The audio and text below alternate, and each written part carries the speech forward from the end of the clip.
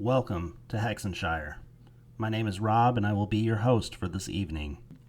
So, I write short stories, and about a month ago, I decided I wanted to start making YouTube videos covering these short stories to give you guys another avenue to experience them. This caused me to create the Friday night campfire stories. So, you may notice that this video is posted on a Saturday. That means that tonight you're going to be experiencing the entire story from start to end. What the Friday Night Campfire Stories is every single week at 9 Eastern, 8 Central, 6 Pacific time, we read one chapter from one of my stories. We do that every single Friday. And the first Friday of every single month, we start a brand new story. So, last night we finished out my story, Hexenshire. And so I wanted to create something that for you guys just to be able to listen from start to finish, to be able to enjoy the story without interruption in case you're either working out or you're on a plane or riding in a car, or just maybe you're watching this in the future and just trying to get caught up. Instead of finding each videos, you guys can just watch this one. So I don't want to take up too much of your time, so without further ado, please enjoy my story called Hexenshire. Hexenshire is a supernatural thriller set in a small town haunted by a darkness that refuses to stay buried. A year after witnessing a horrific event on Halloween 2023, teenager Myers finds himself at the center of a terrifying mystery when shadowy forces begin to target him. Alongside his friends and his crush, Myers must unravel the truth behind the sinister presence stalking them. As the darkness takes hold of those closest to him, Myers must fight to survive before the evil consumes everything. Hexenshire, Chapter 1. Myers found himself once again standing in the middle of Elm Drive, the air thick with the scent of burning leaves and the faint whispers of a cold October wind. The jack-o'-lanterns lining the sidewalks flickered ominously, their carved faces leering at him with sinister grins. He was dressed as a pirate, his costume hastily put together with an eye patch that kept slipping and a plastic sword that felt too light in his hand.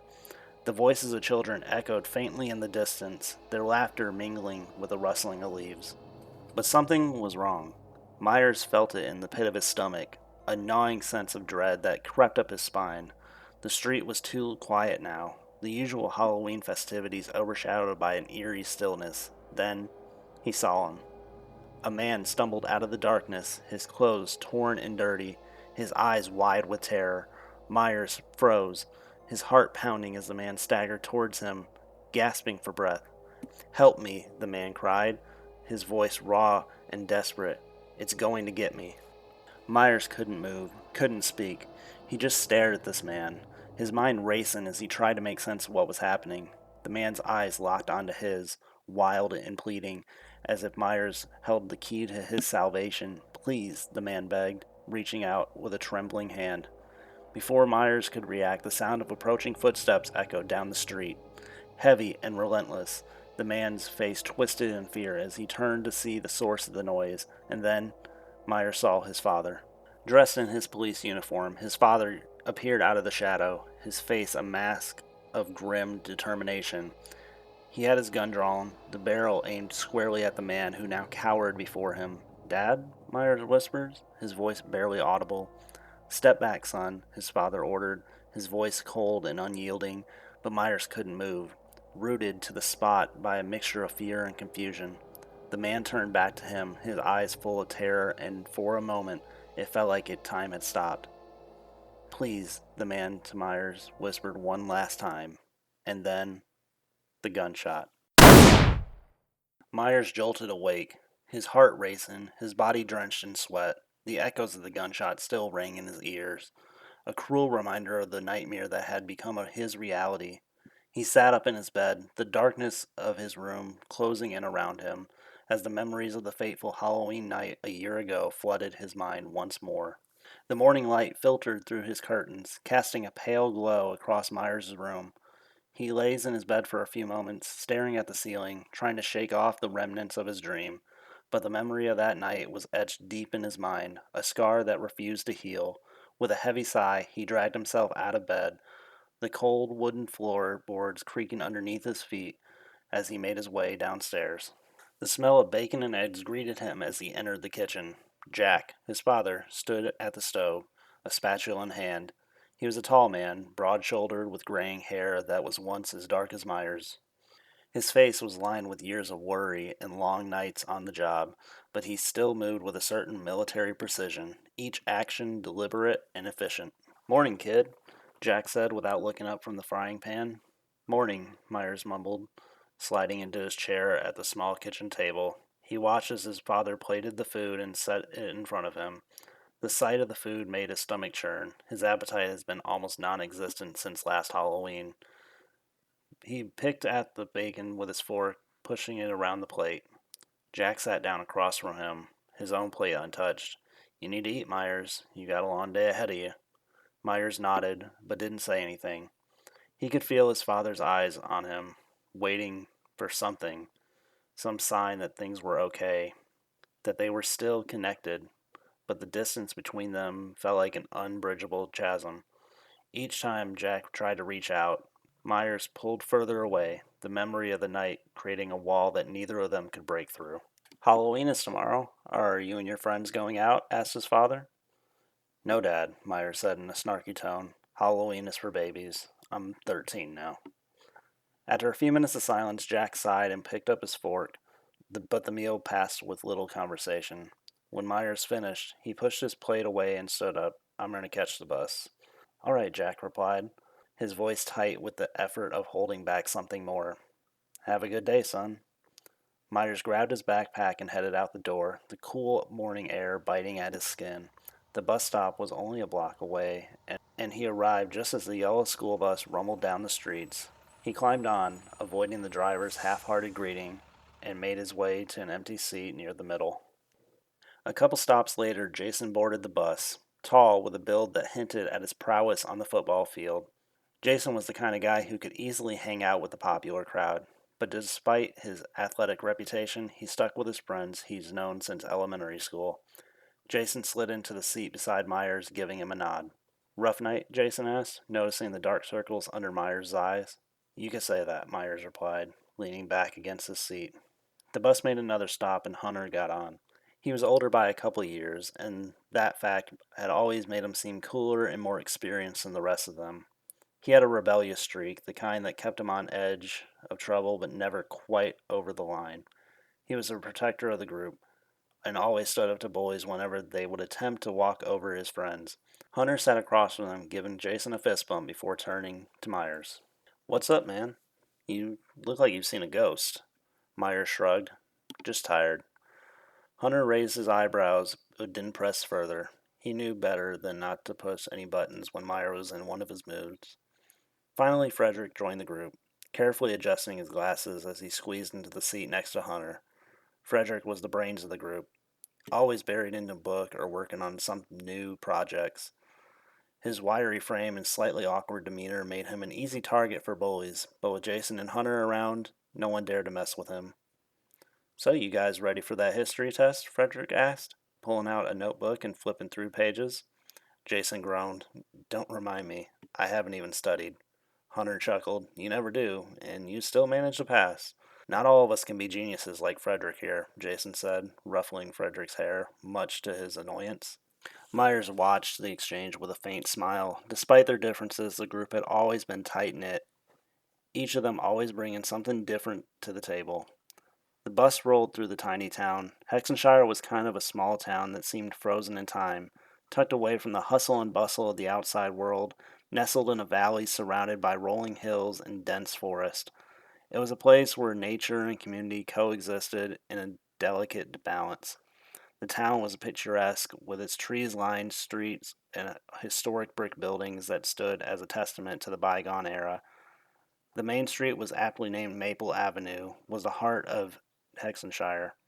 It was lined with quaint shops, a bakery that always smelled of fresh bread, a general store where everyone knew your name, and in the fall the trees would burst into a riot of colors, painting the towns in shades of orange, red, and gold, making it feel like something out of a postcard. Despite its charm, Hexenshire was quiet, almost too quiet.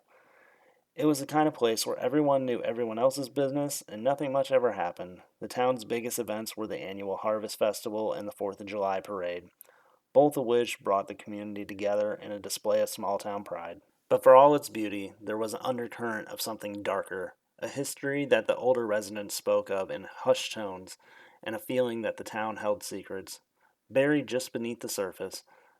It was this contrast between the serene and unsettling that made Hexenshire both enchanting and, to some, a little unnerving. As the bus bounced along the country roads, the conversation amongst the group shifted from schoolwork to the fast approaching Halloween. Jason was the first to bring it up, his excitement bubbling over despite the early hour. So, tomorrow's Halloween, Jason said, leaning forward in his seat. You guys ready to hit up the neighborhood? Last chance for some free candy before we're officially too old. Frederick adjusted his glasses, a skeptical look on his face. Technically, I think we might already be too old. Isn't trick or treating supposed to be for little kids? Jason scoffed. Who cares? Free candy is free candy, man. And besides, half the fun is scaring the little kids and showing off our costumes. Hunter smirked. I don't know, man. Last year you didn't even. You just put that stupid werewolf mask on. Yeah, because it was awesome, Jason defended. That thing had glowing eyes, remember? Myers, who had been quiet until now, finally spoke up, his voice a little lower, trying to mask the unease that the mention of Halloween brought him. Maybe we should skip trick or treating this year. We're not kids anymore, and we could totally do something else, something more fun. Hunter raised his eyebrows. Like what? Toilet paper in the school? Or egg in someone's house? Jason added, a mischievous grin on his face. Myers shook his head. No, I was thinking something for Devil's Night. Like a bonfire, or maybe checking out one of the old houses on the outskirts of town. Something more grown up. Frederick hesitated. Devil's Night? Isn't that when all the people do them crazy pranks and stuff? My parents would kill me if they found out I was doing that. Not if we can keep it low key, Myers countered. We don't have to do anything stupid. We could just all hang out, tell ghost stories, maybe see if there's any truth to those old town legends. Jason seemed intrigued. I'm down for a bonfire. Beats begging for candy. Hunter nodded. Sounds better than walking around the town like a bunch of little kids. Frederick still looked uncertain, but the thought of not being the odd one out made him cave. All right, fine. But I'm not getting in any trouble if we do end up doing something illegal. Myers forced a grin, relieved that he had steered the conversation away from trick or treating. Don't worry, Frederick. It'll just be us, hanging out, having a good time. No trouble. Jason clapped Myers on the shoulder. All right, it's settled. Devil's Night it is. We'll meet at your place, Myers. Myers nodded, but as the bus drew closer to the school, he couldn't help the knot of anxiety that twisted in his stomach. He had convinced them to avoid Halloween, but the memory of the previous year still haunts him. He just hoped that whatever they did tonight, it wouldn't bring those nightmares back to life. As the bus rolled to a stop in front of Hexenshire Middle School, the group of friends shuffled off, blending into the sea of students making their way to class. Myers walked a little slower, his thoughts still swirling with the plans for Double Night and the nagging worry about how it might turn out. Just as they were about to head inside, Myers spotted Sabrina standing by the school entrance, talking to a couple of her friends. His heart did a little flip at the sight of her. She had long, dark hair that fell in the loose waves over her shoulders, and her smile was kind that made everything else around him fade away. Hey there, Sabrina, Jason said, nudging Myers with a grin. Why don't you go talk to her, Romeo? Myers' face flushed. I don't know, what would I even say? How about you ask her what she's doing for Halloween? Hunter suggested, a smirk tugging at the corner of his mouth. Perfect icebreaker. Frederick chimed in, adjusting his glasses. Just be yourself, Myers. She's probably into the same stuff we are. Yeah, like that's gonna help, Myers muttered under his breath. But before he could back out, Jason gave him a not so gentle shove in Sabrina's direction. Stumbling slightly, Myers caught himself and awkwardly approached Sabrina, who looked up as he neared. Her smile widened when she saw him, which only made Myers' heart race faster. Hey, Myers, Sabrina greeted him, her voice warm and friendly. What's up? Uh, hey, Sabrina, Myers stuttered, trying to keep his cool. Just, heading to class. The usual stuff. Sabrina tilted her head slightly, a playful glint in her eye. So, are you doing anything fun for Halloween tomorrow? Myers' nerves threatened to get the better of him, but he took a deep breath and managed to respond. Actually, we're not doing trick or treating this year. We're planning a Devil's Night bonfire instead. Something a little different. Devil's Night, Sabrina repeated, her eyes raising in a surprise. That sounds interesting. What exactly are you guys planning? Before Myers could answer, Jason, who had sauntered over with the rest of the group, jumped in. We're going to have a bonfire, tell ghost stories. You should totally join us.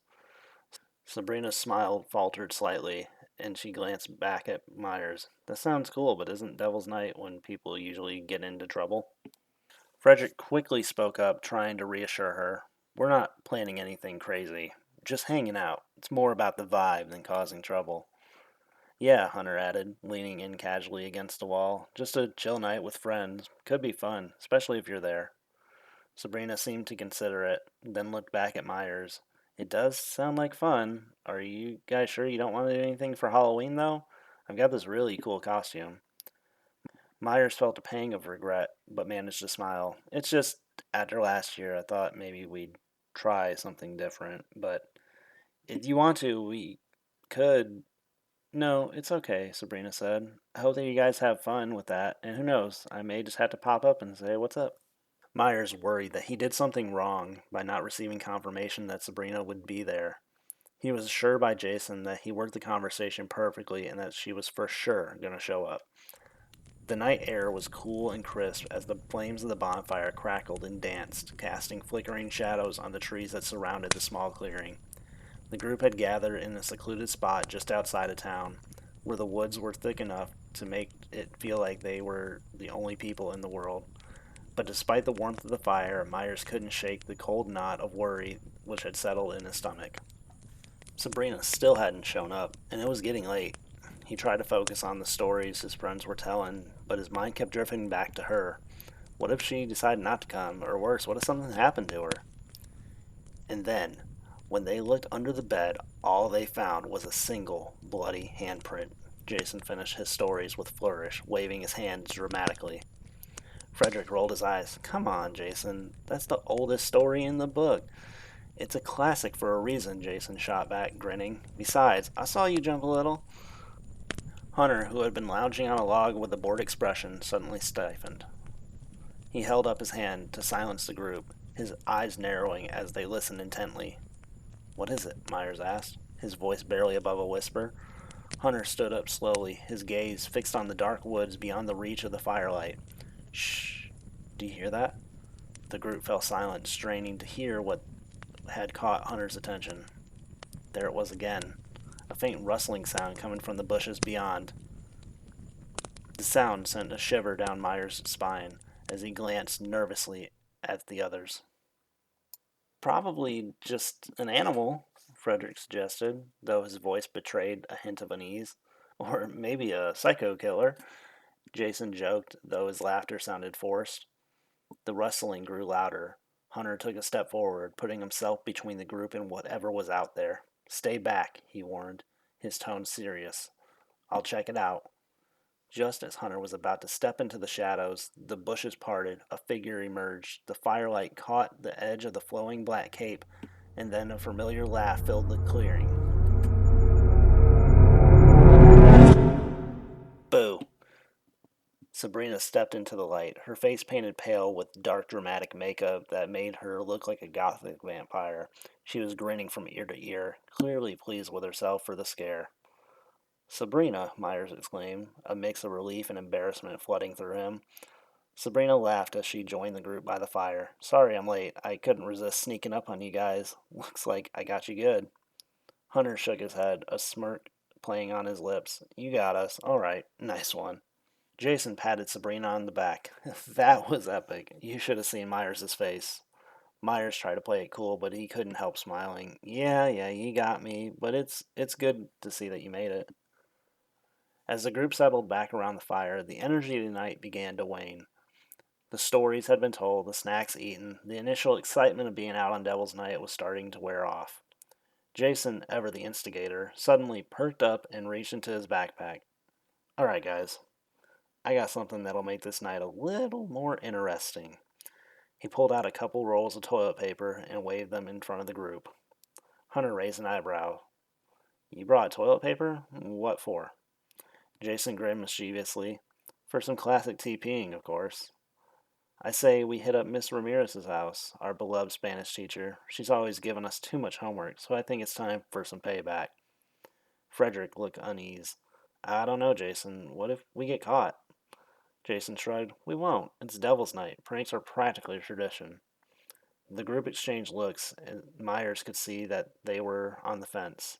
Then Sabrina leaned in closer to him, her voice low and playful. Come on, Myers. It'll be fun. Besides, how often do we get to do something like this? Myers hesitated, the memory of last Halloween flickering in his mind, but the way that Sabrina looked at him, her eyes sparkling with mischief, made it hard to say no. He found himself nodding. All right, let's do it. With Myers' approval, the rest of the group quickly agreed.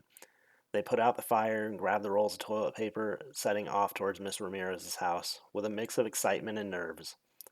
They arrived at the small, neatly kept home and quickly got to work, tossing the rolls over the trees and bushes, covering the yards in streams of white. The more they threw, the more they laughed, the tension of the night giving way to the thrill of doing something reckless. But their fun was cut short when they heard the unmistakable sound of a car pulling up to the curb. The group froze as the car's headlights swept over them, and then, the sinking feeling, Myers recognized the familiar outline of the police car. The car door opened. Jack stepped out, his expression stern and unamused. What are you kids doing? Jason dropped the roll of toilet paper he was holding, and Hunter raised his hands in surrender. Just, just having some fun, sir. Jack shook his head, clearly not impressed. Fun? This is vandalism. You're lucky I'm the one who caught you, not someone else. Now get to work cleaning this up before I had to bring you all down to the station. The group mumbled apologies and quickly began gathering up the toilet paper, their earlier excitement now replaced with a mix of guilt and embarrassment. Myers could barely meet his father's eyes, the weight of his disapproval heavy on his shoulder. Once the yard was mostly cleaned up, Jack ordered the group into the back of the police car. The ride back was silent, the usual camaraderie of the group replaced with awkward tension. They pulled up to Sabrina's house first. She grabbed Myers' hand and told everyone to have a good night.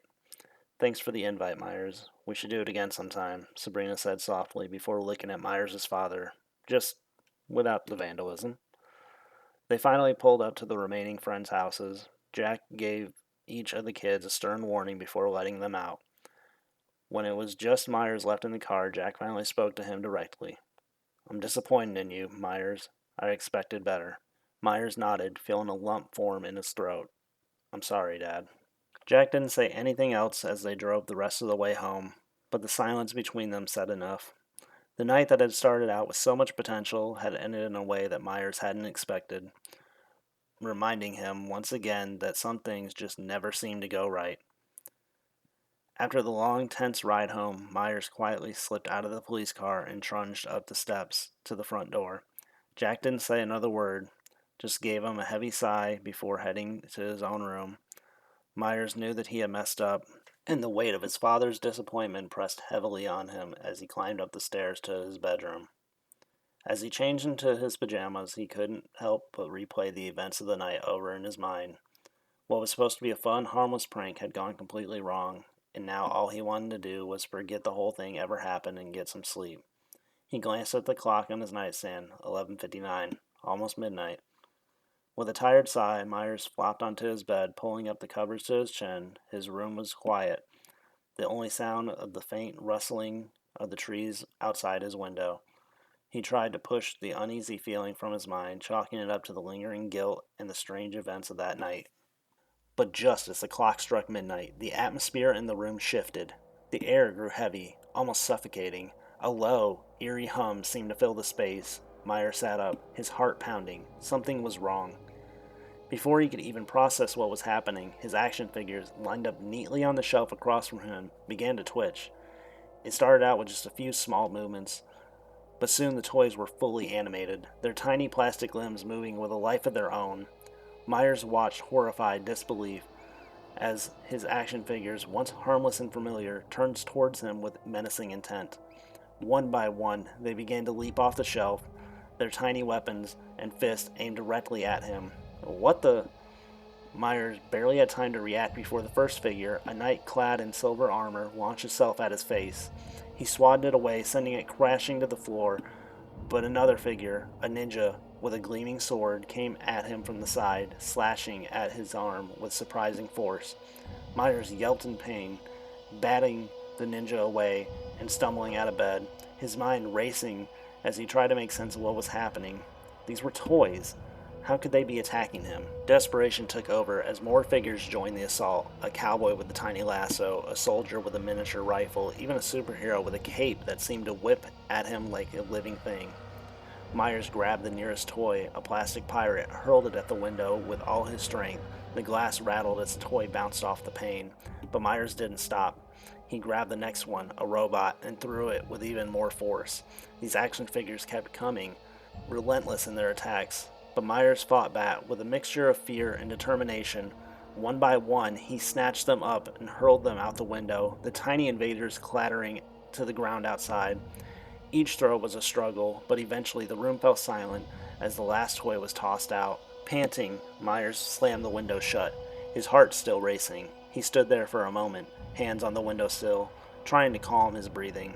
The room was quiet again, but the unease hadn't lifted. If anything, it had deepened. Slowly, Myers turned back towards his bed, hoping that whatever strange force had animated his toys was gone. But just as he did, his eyes were drawn to his closet door.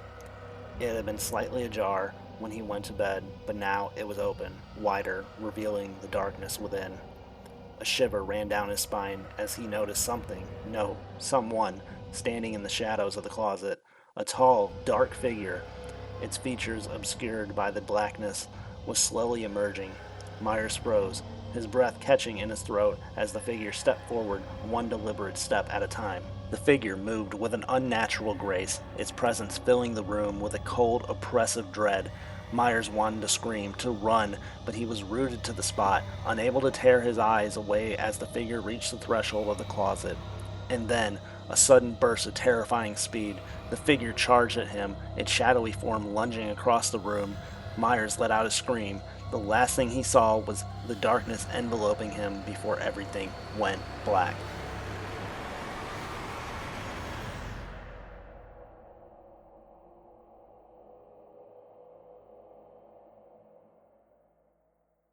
Chapter 2.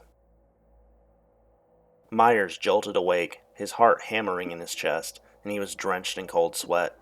The figure, dark, menacing, all too real, was gone, replaced by the soft glow of his bedside lamp that his father had just turned on.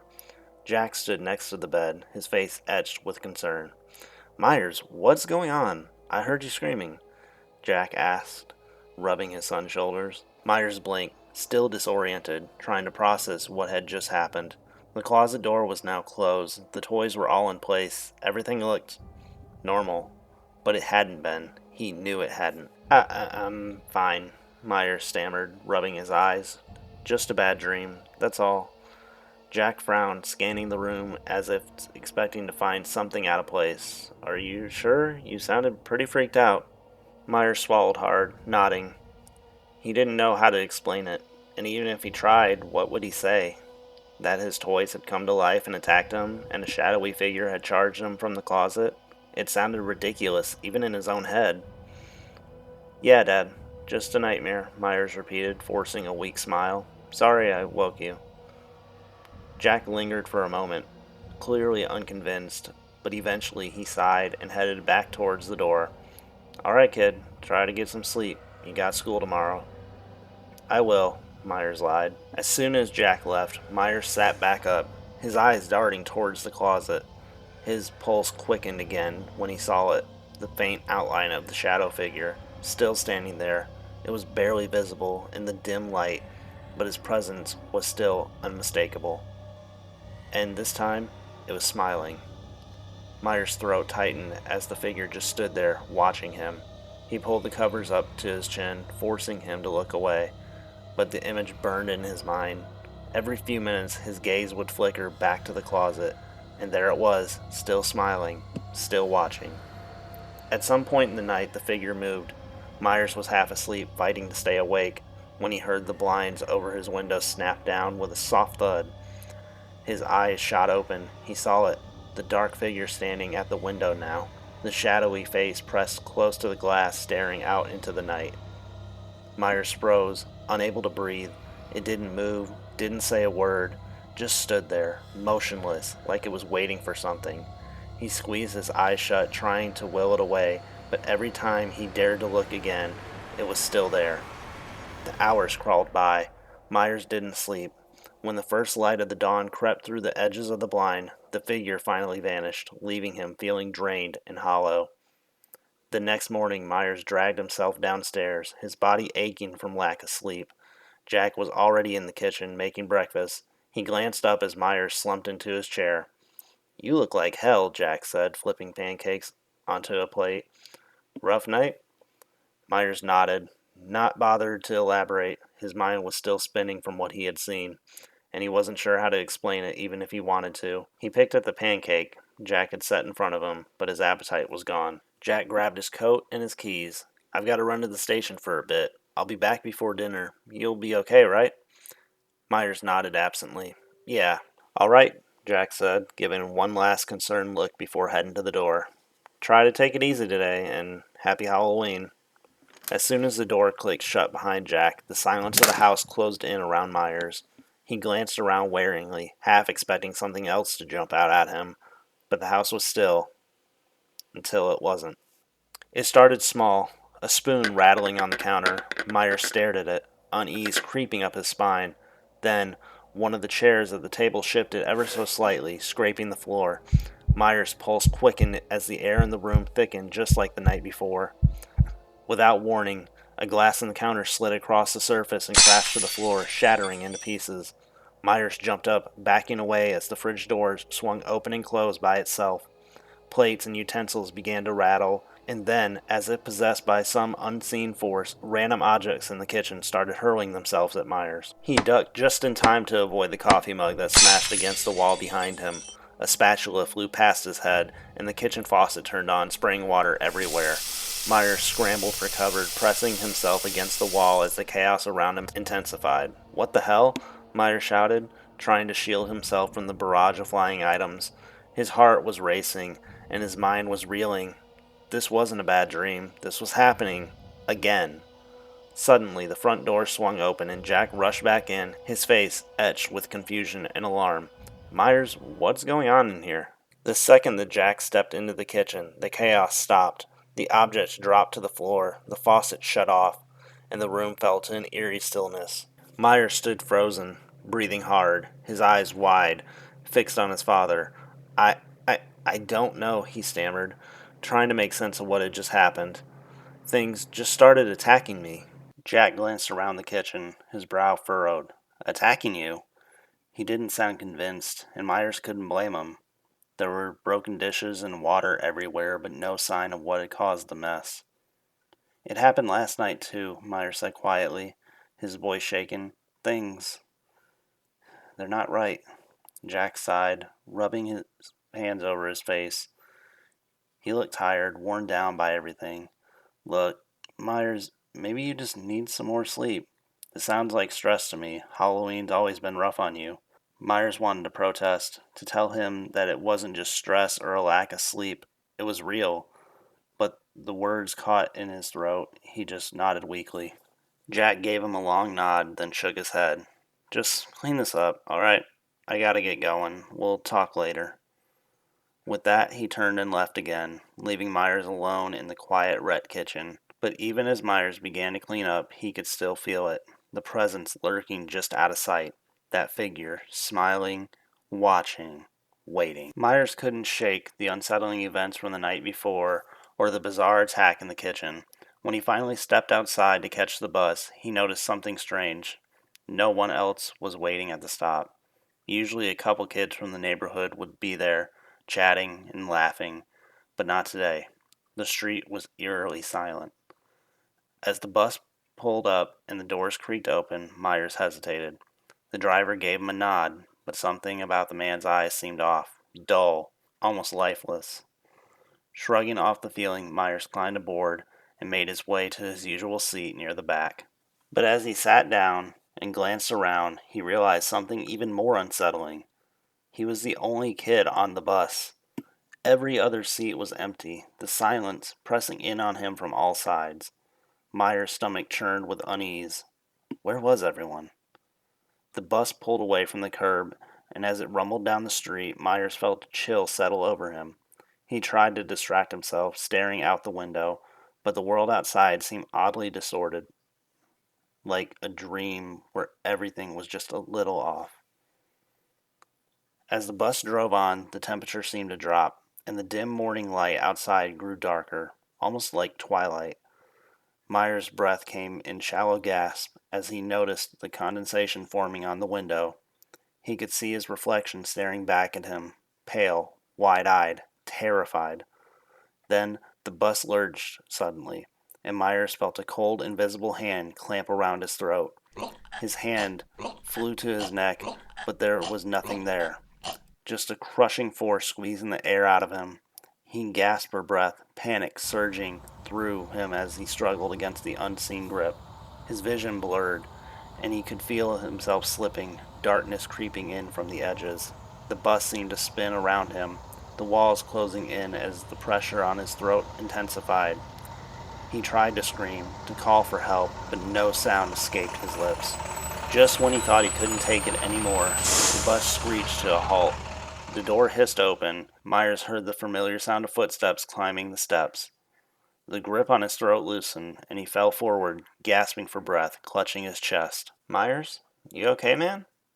Myers looked up, his vision slowly clearing, and saw Jason standing there, his brow furrowed in concern. The dark, oppressive feeling that had filled the bus moments ago was gone, replaced by the normal, mundane atmosphere of the school morning. Yeah, Myers croaked, his voice shaky. He quickly straightened up, trying to compose himself, but his hand was still trembling. Jason slid into the seat across from him, eyeing him warily. You sure? You look like you've seen a ghost. Myers forced a weak laugh, the tension slowly ebbing away. Just didn't get much sleep last night. Jason nodded, not pushing the subject, though his eyes lingered on Myers a moment longer before he turned to look out the window. The bus continued on its route. A few stops later, other kids finally began to climb aboard, chattering and laughing as if nothing was wrong. But Myers knew better.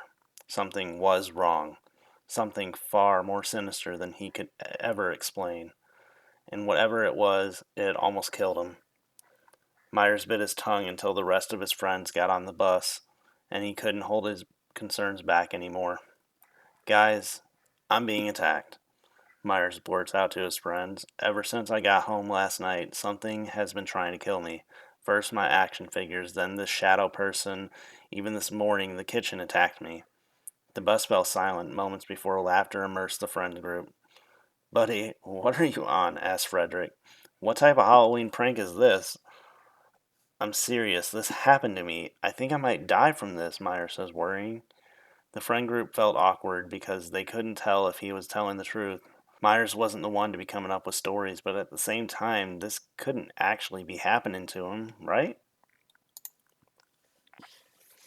Are you sleeping? Asked Hunter.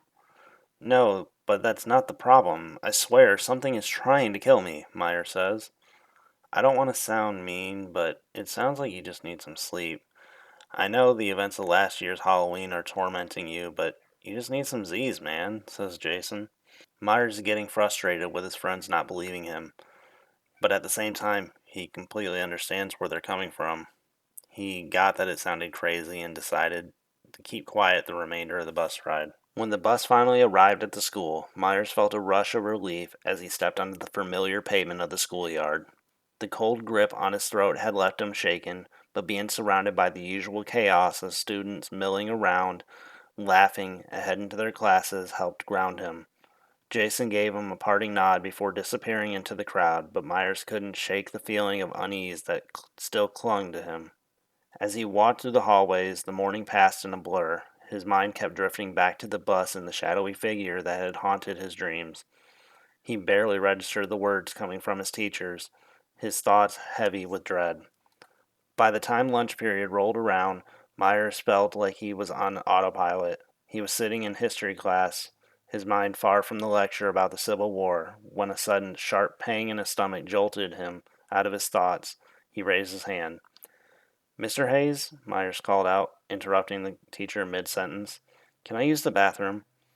Mr. Hayes, an older man with graying hair and perpetually bored expression, waved him off without looking up from his notes. "Go ahead, Myers. Just don't take all class period." Myers nodded, quickly gathered his things, slipping out of the classroom. The halls were mostly empty as he made his way towards the nearest bathroom, the sound of footsteps echoing off the linoleum floor. He pushed open the door and stepped inside, grateful for the brief moment of solitude. As he splashed some cold water on his face, trying to shake off the lingering tension, the door creaked open behind him. Myers looked up, catching a glimpse of the movement in the mirror, and his heart skipped a beat. It was Sabrina. She walked in, her long brown hair catching the fluorescent lights, and her eyes widened slightly when she saw him. "Myers, what are you doing in here?" Just needed a break," Myers stammered, suddenly aware of how disheveled he must look. "What about you?" Sabrina gave a half smile, leaning against the sink next to him. "I got out of gym early, needing to freshen up." "In the boys' bathroom?" Myers questioned. "No, in the girls'," Sabrina said with a laugh. Myers was embarrassed by using the wrong bathroom. He started to say how tired he was, how he must have not noticed, but before Myers could respond, the lights in the bathroom flickered ominously, and a sudden cold wind swept through the room. The atmosphere changed in an instant, the air growing thick and oppressive. Sabrina's smile faded, and she looked around, confused and concerned. "Did you feel that?" she asked, her voice barely above a whisper. Myers didn't need to answer. The shadowy figure he had seen before, the one from his room, from the bus, began to materialize in the far corner of the bathroom. It was just a faint outline at first, smudged of darkness against the tiled walls, but it quickly grew, taking on more of a defined shape. "Myers, what is that?" Sabrina's voice filled with fear as she backed away from the encroaching shadow.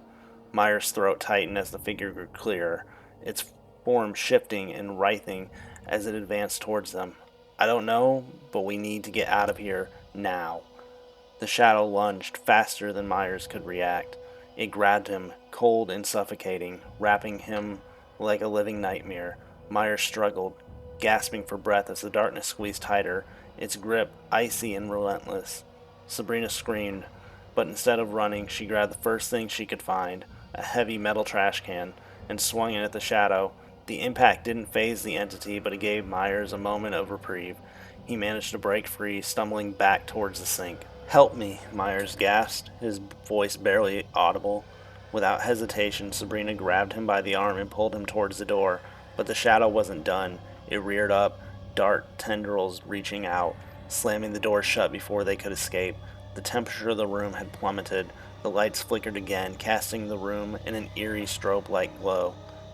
Sabrina's eyes darted around the room, desperate for something, anything that could help. Her gaze landed on a mirror, cracked but still hanging on the wall opposite of them.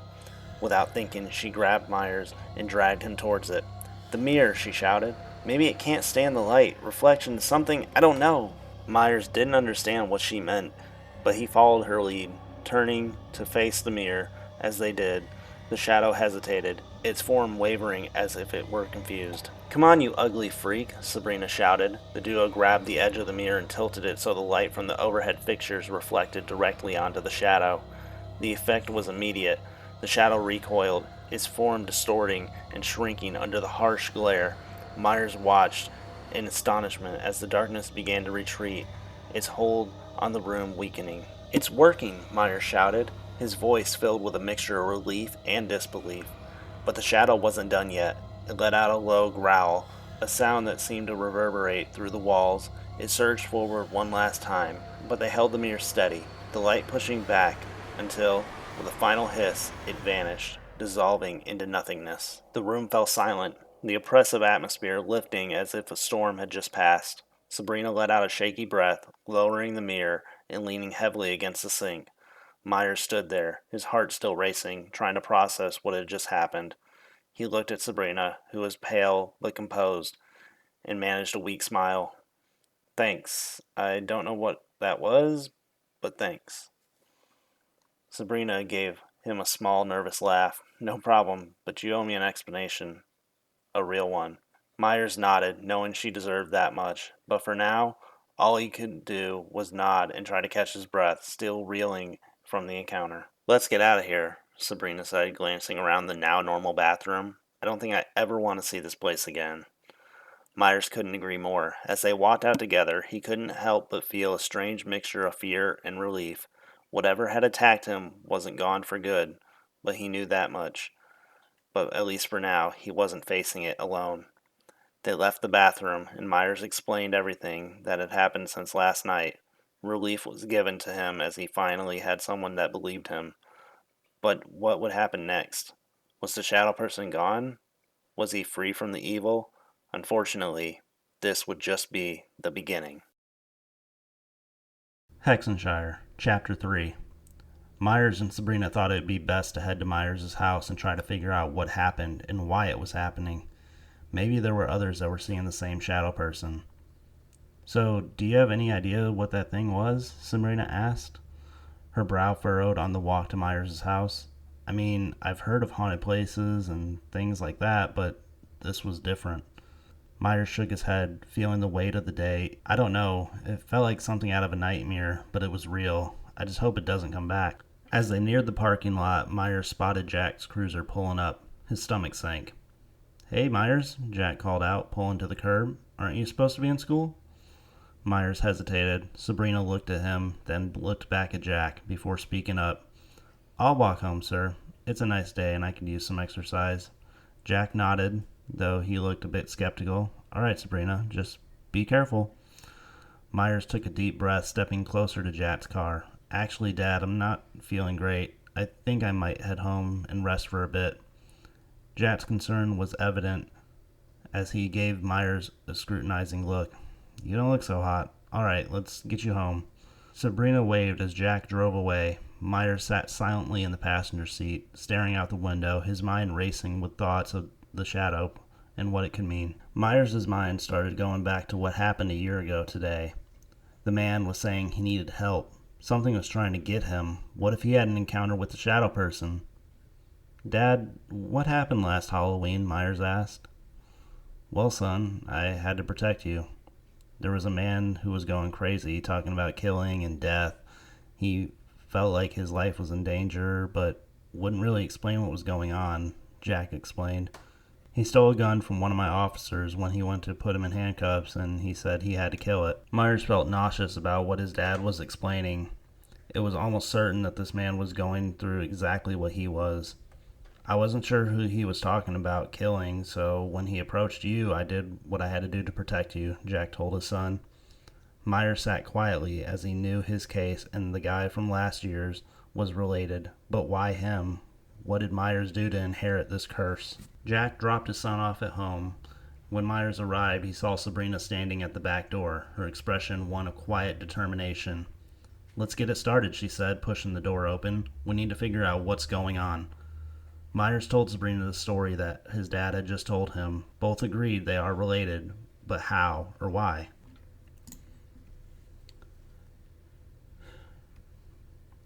They went inside and headed to Myers' room. Sabrina pulled out her phone and started searching for information on the supernatural entities, while Myers rifled through every Google search he could think of that would pertain to this case. But hours of searching yielded nothing concrete. The internet was filled with vague references to shadow people and haunted objects, but nothing that seemed to match what they had encountered. Frustration mounted as the shadows in the room grew longer with the setting sun. I don't understand, Sabrina said, throwing her phone on the bed. There has to be something that we're missing. Just then, the house was enveloped by a sudden, familiar, chilling draft. Myers felt shivers running down his spine. He glanced around, noticing the temperature dropping sharply. Sabrina, Myers said, his voice barely more than a whisper, it's happening again. The shadows in the room twisted and writhed, growing darker, more defined. The oppressive atmosphere returned, and the dark figure from earlier appeared in the doorway, but this time it was not alone. Several more shadowy figures emerged, their forms flickering in and out of visibility like distorted, menacing reflections. Sabrina's eyes widened in fear. We need to get out of here now. Before they could move, the shadow lunged, their dark forms coiling around them with suffocating intensity. Myers and Sabrina scrambled to defend themselves. Myers grabbed a lamp, swinging it at the shadows, while Sabrina tried to use her phone flashlight to push them back. But the shadows seemed almost impervious to their efforts. One of them wrapped around Sabrina's legs, pulling her down. Myers rushed to her aid, grabbing a nearby book, smashing it against the shadow figure. The figure hissed and recoiled, but it didn't let go. "Hang on," Myers shouted, trying to pull Sabrina free. "We need to find a way out." Sabrina managed to crawl away from the shadow's grasp, her face pale but determined. "We need to go outside. Maybe the fresh air will." The words were cut off as another shadow darted towards them, its dark form expanding to fill the space. Myers felt an icy grip around his throat as he struggled to breathe. Sabrina grabbed a nearby broom and swung it wildly, knocking the shadow back. Finally, Myers managed to drag Sabrina towards the back door. They burst into the backyard, gasping for breath as they slammed the door shut behind them. The shadows pounded on the door, their relentless force shaking the house. "We need to do something," Sabrina panted, her eyes wide with fear. "This isn't going to stop until we do something." Myers nodded, his mind racing. "We have to find a way to get rid of it. Maybe there's something in town, some kind of ritual or..." Before he could finish, the shadow seemed to coalesce into a more solid form, pressing against the back door as if it was trying to break through. The figures outside grew restless, their dark forms writhing in growing darkness. "Let's get away from here," Sabrina said urgently. "We can't stay. Maybe if we leave, it won't follow us." Myers nodded, his fear giving way to determination. They made their way to the front of the house, stepping onto the street. The shadows didn't seem to follow them immediately, but they knew it was only a matter of time. "Where do we go?" Myers asked, his voice shaky. "I don't know," Sabrina admitted, her eyes scanning the street, "but we need to find somewhere safe, somewhere we can think clearly and figure out how to stop this." As they walked away from the house, the streetlights flickered ominously, casting long shadows that seemed to shift and move on their own. Myers and Sabrina kept moving, their breaths visible in the chilly evening air, both feeling the weight of the dark presence that seemed to linger just out of sight. They had a long night ahead of them, but they were determined to face whatever came next, together. Hexenshire, Chapter 4. Myers and Sabrina hurried down the darkened street, their footsteps echoing in the quiet night. The oppressive atmosphere that had plagued them earlier still lingered, but the shadows seemed to keep their distance, for now. "We need to find somewhere safe," Myers said, glancing over his shoulder every few steps. His breath came in ragged gasps, more from fear than exertion. "There's an old shed in the woods behind the school," Sabrina suggested, her voice steady despite the fear in her eyes. "No one will ever go there. We could hide out until we figure out what to do next." Myers nodded, grateful for her quick thinking. The two of them veered off the main road, cutting through the backyards and slipping into the narrow path that led them into the woods. The trees closed in around them, their branches reaching out like skeletal hands. The path was rough, and the underbrush tangled around their feet, but they kept pushing forward, driven by the need to stay one step ahead of the darkness. After what felt like an eternity, they finally reached the shed. It was old, weather-beaten, with a sagging roof and walls that had seen better days, but it was secluded, hidden from prying eyes. Sabrina pushed the door open with a creak. They slipped inside. The air inside was musty, filled with a scent of damp wood and decay, but it was a refuge. Myers slumped against the wall, trying to catch his breath. Sabrina sat down beside him, her back against the opposite wall, her knees pulled up to her chest. For a moment, they just sat there in silence, the weight of everything that had happened settling between them. Myers glanced at Sabrina, noticing how faint light from the moon filtered through the cracked windows, casting soft shadows across her face. She looked different in the light, vulnerable yet strong, her eyes wide with a mixture of fear and determination. "Thank you," Myers finally said, his voice barely above a whisper. Sabrina looked up, her gaze meeting his. "For what?" "For everything," he replied, struggling to find the right words. "For helping me, for sticking with me through this all." Sabrina smiled, a small, tired smile that didn't quite reach her eyes. "You don't have to thank me, Myers. We're in this together." Myers felt a warmth spread through his chest at her words, a flicker of something more than just gratitude. The fear and adrenaline of the day had stripped away the usual barriers, and for the first time, he felt like he could really talk to her, like he could tell her what he'd been feeling for so long. "Sabrina," he began, his heart pounding in his chest. "There's something I've been wanting to tell you." Sabrina looked at him expectantly, her expression softening. "What is it, Myers?" But before he could muster the courage to continue, the air in the shed grew cold, a familiar, chilling presence settling over them like a heavy blanket. The light filtering the windows dimmed, and the shadow outside began to move, slowly at first, then increasing speed, like the dark tide closing in. "It's back," Sabrina whispered, her voice trembling. Myers' stomach dropped. He could feel the darkness pressing in, but something was different this time. The shadows weren't attacking. They just hovered outside the shed, shifting and swirling, but not crossing the threshold. "Why isn't it coming in?" Myers asked, his voice barely audible. Sabrina shook her head, her eyes wide with fear. "I don't know." Suddenly, the distant rumble of a car engine broke through the silence. Headlights appeared on the path leading to the shed, cutting through the darkness like a beacon. The shadows recoiled, retreating into the trees as the lights grew brighter. "It's my dad," Myers realized, relief flooding through them. He hadn't expected to see Jack here, but the sight of his father's car was a welcome one. The darkness seemed to hate the light, and it was disappearing as Jack's cruiser approached. Jack's car came to a stop just outside the shed. The headlights washed over the entrance. As the last shadow vanished into the night, Myers and Sabrina exchanged a look of relief. Jack stepped out of the car, his flashlight cutting through the darkness as he approached the shed. "Myers, Sabrina, what are you two doing out here?" Myers stood, his legs shaky but steady enough to carry him to the door. "Dad, Come on," Jack interrupted, his tone firm but not unkind. "Let's get you home, both of you." Sabrina stood as well, glancing at Myers with a mixture of relief and lingering fear. "Thanks, Mr. Lawson. I think I'll just walk home from here." But before Jack could respond, something in his eyes shifted. A darkness, the same oppressive presence that had haunted them all night, flickering in his gaze. His smile twisted into something sinister, something not entirely his own. "No, Sabrina," Jack said, his voice lower with a growl. "I think you'll stay right here."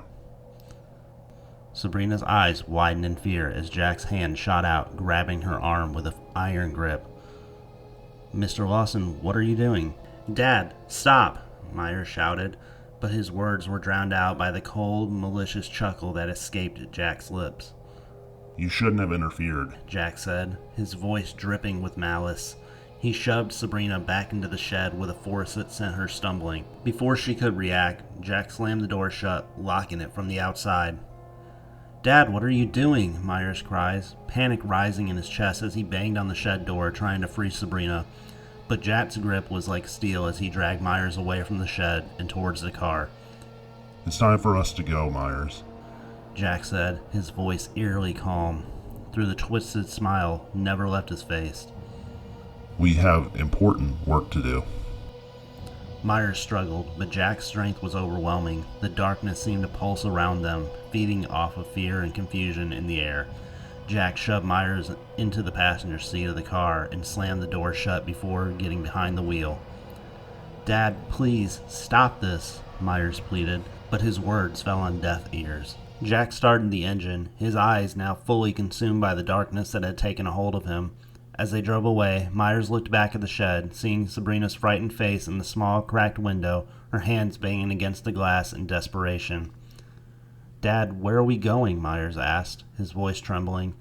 Jack turned to him, the same sinister smile still etched on his face. "We're going home, Myers, to where it all began." The car sped down the dark road, the headlights cutting through the night. As the shed faded into the distance, Myers felt a cold dread settle in his heart. The darkness had claimed his father, and now it was taking him somewhere unknown, somewhere he might not return from. Sabrina, locked in a shed, was left alone in the dark, the shadows closing in once more. The drive was suffocating silent, the only sound being the hum of the engine and the occasional rustle of the wind through the trees as Jack drove deeper into the woods. Myers' heart pounded in his chest, each beat echoing with dread and fear. His father's face an emotionless mask, the earlier sinister smile now replaced by a cold, vacant expression. The darkness had consumed him entirely, turning him into something unrecognizable. Finally, Jack pulled the car to a stop on an isolated dirt road, surrounded by dense trees that loomed over them like silent sentinels. The moonlight barely pierced through the thick canopy, casting eerie shadows on the ground. Jack got out of the car, walking around to Myers' side. He yanked the door open, his grip firm and unyielding as he dragged Myers out and shoved him to the ground. Get up. Jack commanded, his voice flat, devoid of any warmth. I'm going to give you a 10-second head start. Myers' mind raced, his body trembling with fear. Dad, please. This isn't you. You don't have to do this. But Jack's eyes, now hollow and empty, showed no sign of recognition. He took a step back, his hands resting on his gun holstered at his side. 10 seconds, Myers. That's all you get. Myers scrambled to his feet, his legs unsteady beneath him. The cold earth felt like it was pulling him down, but the instinct to survive overrode everything else. Without another word, he turned and bolted into the woods, his breath coming in ragged gasps as he ran. 1, 2, 3.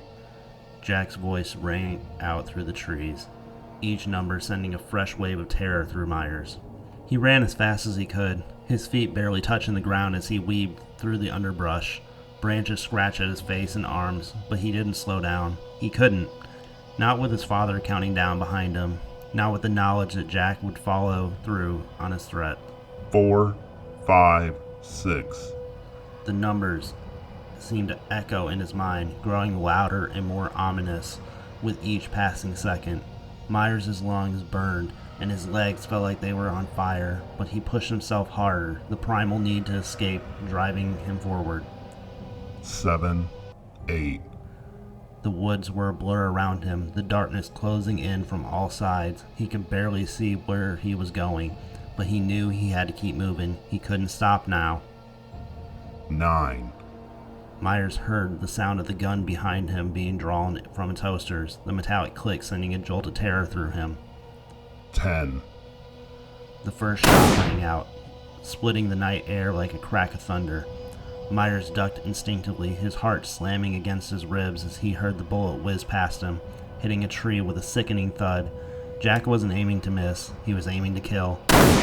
"Dad, stop!" Myers shouted, his voice breaking with desperation, but Jack was relentless. Another shot fired, this time closer, the sounds reverberating through the woods. Myers could hear his father's footsteps behind him, gaining ground as Jack pursued him with terrifying calmness. The darkness seemed to pulse with every shot, feeding off fear and violence in the air. Myers pushed himself harder, but his body was reaching its limit.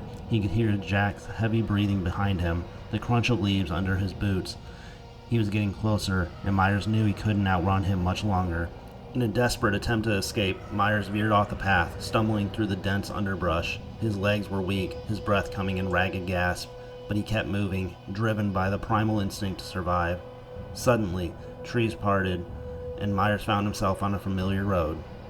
The same road where the man that had been shot and killed a year earlier, right in front of the old mansion. The memories of that night flooded back, the terror, the blood, the finality of death. Myers' leg gave out beneath him, and he collapsed to the ground, his body shaken with exhaustion and fear. He looked up to see Jack emerging from the woods, his gun raised, his expression devoid of any emotion. "Dad, please," Myers begged, tears streaming down from his face. "This isn't you. You don't want to do this. Please." Jack stepped closer, his eyes locked on Myers, the darkness swirling around him like a living entity. He aimed the gun at his son, his fingers tightening on the trigger. Myers squeezed his eyes shut, bracing himself for the end. He had no more strength left to run, no more words to plead with. All he could do was wait for the inevitable. A loud bang went off in the dead of night. However, listening, it wasn't from a gun, but the clock tower in the town square that brought in the new day. Something shifted in the air. The oppressive darkness that had surrounded them all night seemed to waver, then suddenly dissipated, like a fog being blown away by a strong storm. Jack froze, his expression flickering as if he were struggling to remember something. The gun lowered slightly, and the look of confusion crossed his face. "Dad?" Myers whispered, his voice trembling with hope.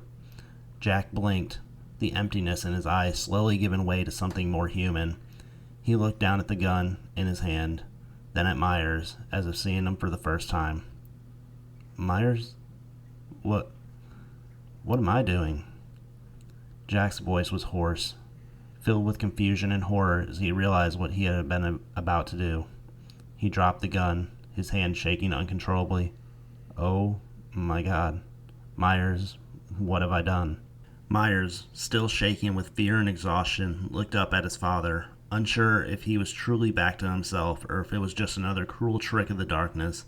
But the genuine terror and remorse in Jack's eyes told him that his father was back, at least for now.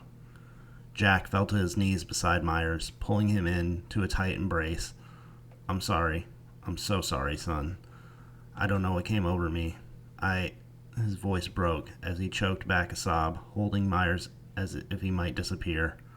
Myers clung to his father, still trembling, but a glimmer of relief began to break through the overwhelming fear. For the moment, the darkness had receded. His father was himself again. The darkness lifted as swiftly as it descended. One moment it was there, oppressive, suffocating, and then it was gone, as if it never existed. The tension in the air dissipated, leaving behind an eerie calm. Jack knelt beside Myers, his breath ragged, his body trembling as the weight of what had just happened sank in. Dad, Myers whispered, his voice barely audible over the pounding of his heart. Are you back? Jack looked at his son, tears welling in his eyes. I'm back, Myers. I'm so sorry for everything. I don't know what came over me. I lost myself there for a while. Myers didn't say anything. Instead, he wrapped his arms around his father, holding on tightly, as if letting go would mean losing him again. Jack returned the embrace, the grip firm and protective. For the first time in what felt like an eternity, they were both safe. After a few moments, Jack pulled back, his expression filled with resolve. We need to go get Sabrina, he said, his voice steady. She's still in the shed. Myers nodded, and together they made their way back to the car. The drive back to the woods was filled with silence, but this time a comforting one. A silence that allowed them to process everything that had happened. When they arrived at the shed, Jack quickly unlocked the door. Sabrina rushed out, her face pale with fear, but her eyes filled with relief at the sight of Myers and Jack. What happened? She asked, her voice trembling as she looked between them. It's over, Myers said softly, though the uncertainty lingered in his voice. At least for now. Jack and Myers explained everything to Sabrina on the drive to her house, his voice calm and tinged with the weight of what had just occurred. He recounted the events in the woods, how he had lost control, how the darkness had taken a hold of him. Sabrina listened intently, her expression serious as she processed the information. I don't know what the darkness was, Jack admitted, gripping the steering wheel tightly, but whatever it was, it's gone now. Do you think it'll ever come back? Sabrina asked. Jack hesitated, then glanced at Myers in the rearview mirror. I don't know, he replied, honestly, but we'll be ready if it does. They pulled up in front of Sabrina's house, the warm glow of the porch light a stark contrast to the cold, dark night they had just escaped. Jack parked the car, and Myers felt a sudden wave of awkwardness wash over him. He wanted to say something to Sabrina, something that would convey the depths of his feelings, but the presence of his dad made the words stick in his throat. Sensing his son's discomfort, Jack faked a phone call, raising the phone to his ear. I'll be right back, he said, stepping out of the car and walking a few paces away to give them some privacy. Sabrina turned to Myers, her expression softening. Thank you for everything, Myers. I don't know what I would have done without you. Myers felt his face flush, his heart beating faster. I'm just glad you're okay, he said, fumbling over his words. I'm glad we're both okay. Sabrina smiled, leaning in slightly. The moment hung between them, charged with the unspoken emotions that had been building all night. Finally, Myers leaned in too, and they shared a brief, innocent kiss. Soft and sweet, a promise of something more once the fear and uncertainty had passed. When they pulled back, Sabrina smiled again, this time a little shyly. Happy Halloween, Myers. Happy Halloween, Sabrina, he replied, watching as she walked away from the car and up to her house. She turned back one last time, giving him a small wave before disappearing inside. Jack returned to the car, his face unreadable. but the corners of his mouth lifted in a faint smile. "Ready to go home?" he asked, his voice gentle. Myers nodded, feeling the sense of calm washing over him. "Yeah, let's go home." As they drove through the quiet streets of Hexenshire, a sense of peace settled between them. The fear and the darkness of the night had forged a new bond between father and son, one that was stronger and more unbreakable than before. They didn't need to speak. The silence was enough to convey everything they were feeling. But as they passed through the familiar landmarks of their small town, something caught Myers' eye in the side of his mirror. A shadow, darker than the night itself, seemed to be following them, keeping pace with the car as it rolled down the deserted roads. Myers' heart skipped a beat, but when he turned to look directly, there was nothing there, only an empty road stretching out behind them. He glanced at his father, who was focused on the road ahead, unaware of the brief flicker of darkness that had appeared. Myers shook his head, trying to dismiss it as a trick of the light, a remnant of fear that still lingered in his mind. But as they drove on, the feeling that they weren't alone remained. The darkness may have retreated, but it wasn't gone. It was still out there, watching, waiting, biding its time. For now they were safe, but the shadows of Hexenshire held many secrets, and Myers knew that this was only the beginning.